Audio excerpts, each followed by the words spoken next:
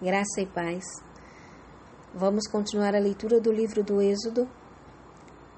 Deus ameaça o faraó com a praga dos gafanhotos. Depois disso, o Senhor falou a Moisés: Vai a Faraó, pois endureci o seu coração e o coração dos seus subordinados, para manifestar estes meus sinais no meio deles. E para que conte aos teus filhos e aos filhos dos teus filhos as coisas que fiz no Egito, e os meus sinais que realizei entre eles, para que saibas que eu sou o Senhor. Então Moisés e Arão foram a Faraó e lhe disseram: Assim diz o Senhor, o Deus dos Hebreus: Até quando resistirás a humilhar-te diante de mim? Deixa o meu povo ir para que me cultue. Se te recusares a deixar o meu povo ir, amanhã trarei gafanhotos ao território. E eles cobrirão a face da terra, a ponto de não se poder ver o chão, e comerão o resto do que escapou, o que sobrou da chuva de pedras. Comerão também toda a árvore que cresce no campo. Eles encherão as tuas casas, as casas de todos os seus subordinados e as casas de todos os egípcios, como nunca viram teus pais, nem os pais de teus pais, desde o dia em que apareceram nesta terra, até o dia de hoje. Depois disso, Moisés virou-se e saiu da presença de Faraó. Então os subordinados do Faraó lhe disseram: Até quando esse homem será uma armadilha para nós? Deixa aí os homens para que eles cultuem o Senhor seu Deus. Por acaso ainda não sabes que o Egito está destruído? Por isso, Moisés e Arão foram levados outra vez ao Faraó, e ele lhes disse: Ide, cultuai ao Senhor vosso Deus. Mas quem irá? Moisés respondeu: Temos de ir com os nossos jovens e com os nossos idosos. Sim, temos que ir com os nossos filhos e com nossas filhas, com os nossos rebanhos e com o nosso gado, pois vamos celebrar uma festa ao Senhor. Então Faraó disse: Esteja mesmo o Senhor convosco, se eu vos deixar ir com vossas crianças. Sem dúvida, as vossas intenções não são boas. Não será assim. Vós, os homens, pode ir a cultuar o Senhor, pois foi isso que pediste. E eles foram expulsos da presença de Faraó. Então o Senhor disse a Moisés: Quanto aos gafanhotos, estende a mão sobre a terra do Egito, para que eles venham sobre ela e comam todas as plantas da terra, tudo o que a chuva de pedra deixou. Então Moisés estendeu a mão com a vara sobre a terra do Egito, e o Senhor trouxe um vento oriental sobre a terra durante todo aquele dia e toda aquela noite. E quando amanheceu, o vento oriental trouxe os gafanhotos. Assim os gafanhotos subiram sobre toda a terra do Egito e pousaram em todo o seu território. E eram tantos como nunca houve, nem jamais haverá, pois cobriram todo o país, a ponto de escurecer a terra, e comeram todas as plantas da terra e todo o fruto das árvores que a chuva de pedra tinha deixado. Não restou nada verde, nem árvore, nem planta do campo, por toda a terra do Egito. Então Faraó mandou chamar às pressas Moisés e Arão. Ele lhes disse: Pequei contra o Senhor vosso Deus e contra vós.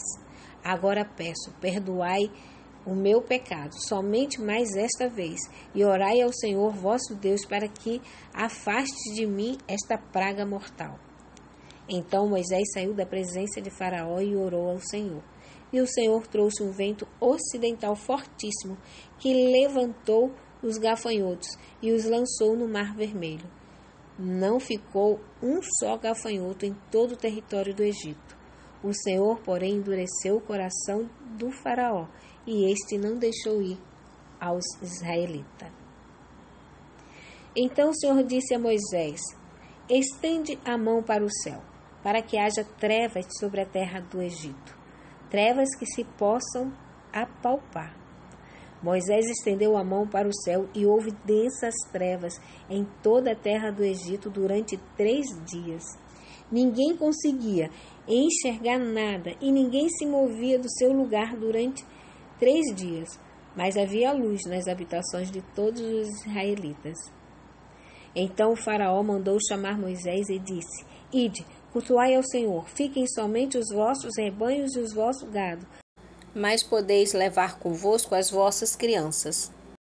Moisés, porém, disse: Tu também deves nos dar sacrifícios e holocaustos, para que possamos oferecer sacrifícios ao Senhor nosso Deus. E o nosso gado também irá conosco. Não ficará nem um casco, pois o usaremos para cultuar o Senhor nosso Deus, pois não sabemos com que cultuaremos o Senhor até chegarmos lá. O Senhor, porém, endureceu o coração de Faraó, que não permitiu que os israelitas partissem.